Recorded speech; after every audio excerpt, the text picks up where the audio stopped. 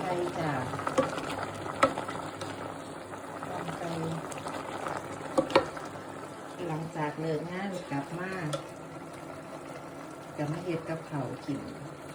ชีวิตในตามแดนลำบากจ้าอยากยังก็เฮ็ดกินเอาบ่ได้ไปซื้อตลาดนัดที่บ้านเฮาเด้มื้อนี้นึกอยากออมไก่ไปซื้อผักซี่กับต้นหอมมาพอดีจะได้มาออมเลิกงานนะมันจะกินบ่จ้ามันจะกินบ่มาเป็นไงจะแซ่บค่ะมาเด้อคือใดมาข้างนี้ก็แวะมากินกันเด้อมากินออมไก่กันเด้อขวดจะแซ่บค่ะผู้ใดซิมแล้วว่าแซ่บไปหาหมอรถ